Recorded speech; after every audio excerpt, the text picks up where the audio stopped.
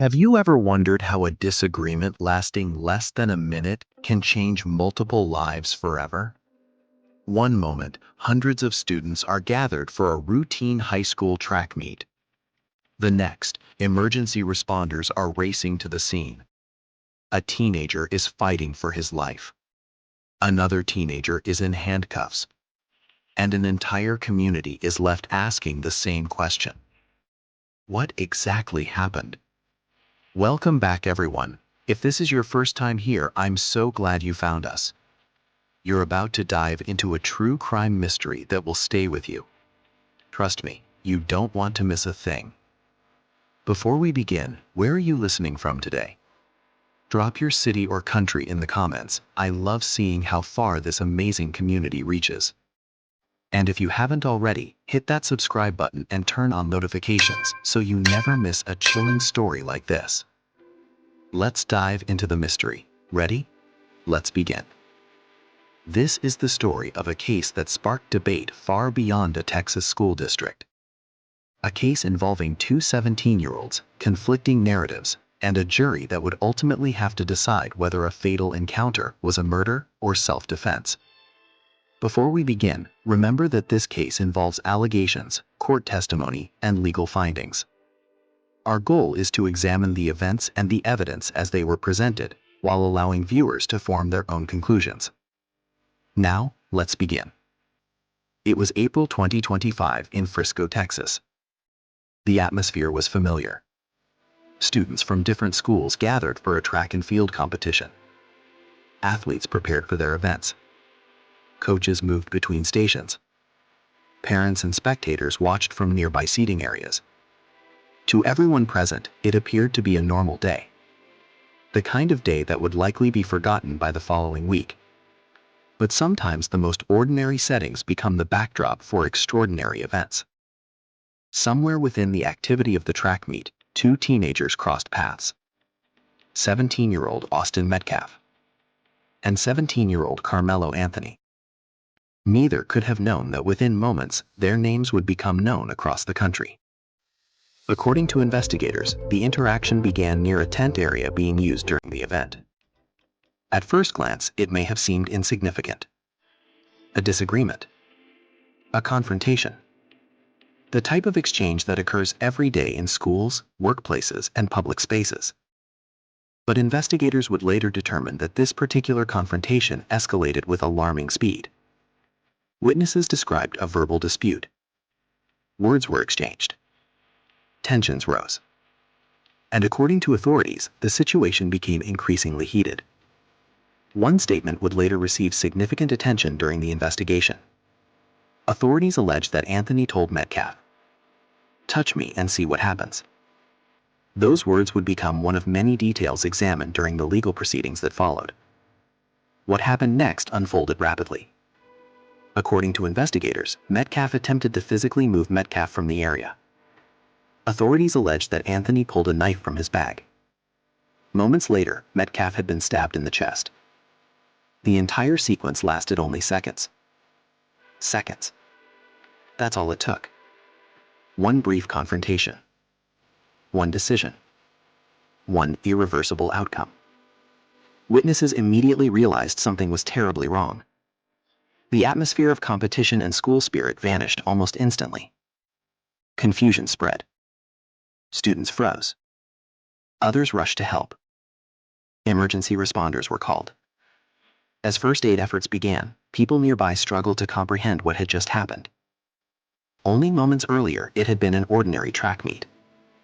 Now it had become a crime scene. Despite efforts to save him, Austin Metcalf later died from his injuries. The tragedy sent shockwaves through the community. For many people, the immediate question was simple. Why?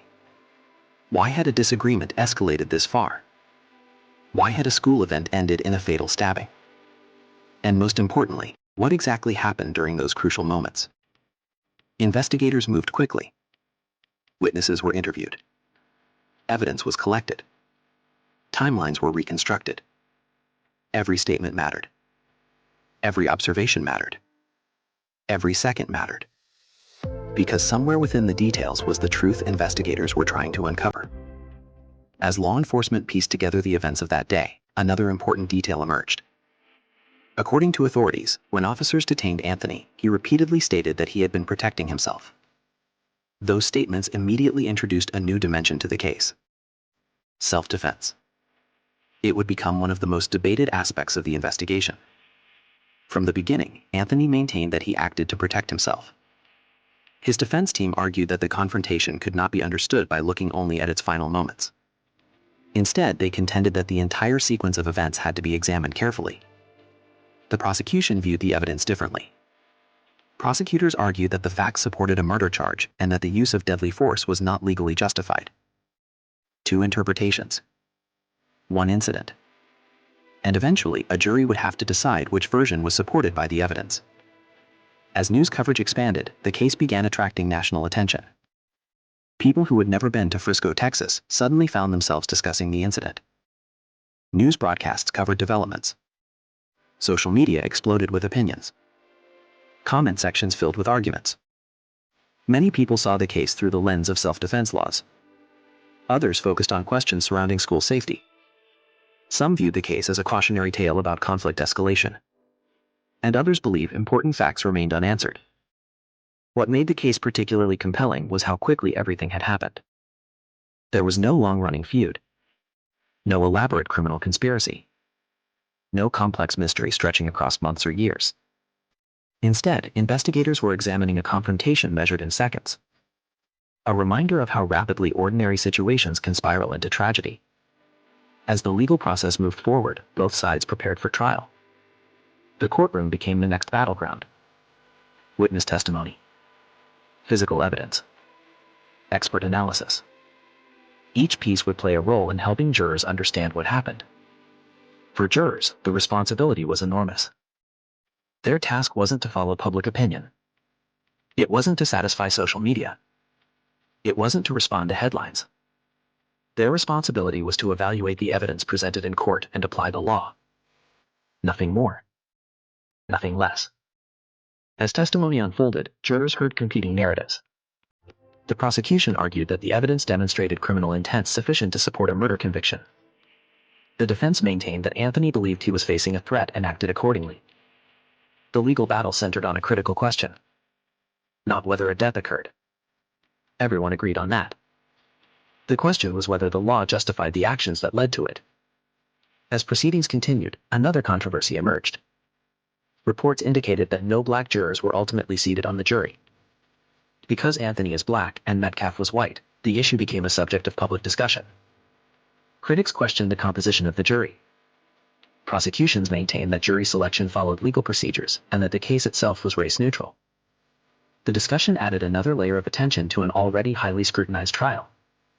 Then came the moment toward which everything had been building.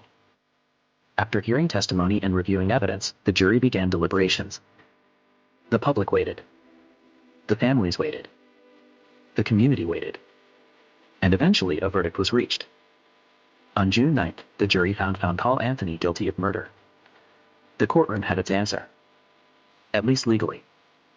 But outside the courtroom, the conversations continued. For some observers, the verdict represented accountability.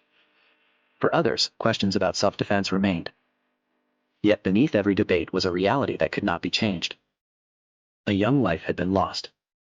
Another young life now faced the consequences of a murder conviction. And two families would forever be connected by a single afternoon at a track meet. Perhaps that's why this case resonated with so many people. Because it didn't begin with hardened criminals or elaborate plans. It began with something ordinary. A school event. A disagreement. A confrontation. The kinds of moments people experience every day. Yet this case serves as a reminder that decisions made in seconds can create consequences measured in years, decades, or even lifetimes. And maybe that's the most unsettling part of all. Not how complicated the case became, but how simple it started. A routine day. A brief encounter. A few words exchanged. And then everything changed. Even now, people continue to debate what happened and why. They continue examining witness statements. They continue discussing self-defense laws. They continue asking whether the tragedy could have been prevented. But regardless of where those discussions lead, one fact remains. What happened that day at a Texas track meet cannot be undone. The verdict has been delivered. The headlines have been written. The court proceedings have reached their conclusion. Yet the larger questions linger. Questions about conflict. Questions about choices. Questions about how quickly lives can change. And perhaps the most haunting question of all is this. If that confrontation had ended just 30 seconds earlier, if someone had walked away, if different decisions had been made, would anyone outside that track meet ever have known their names? We'll never know. And sometimes that's what makes a story truly unforgettable. Not the answers we have, but the questions that remain long after the case is closed. If you are intrigued by this story and you would love to get more of this kind of stories from us, do not hesitate to like, comment, share, subscribe, and tell a friend about us.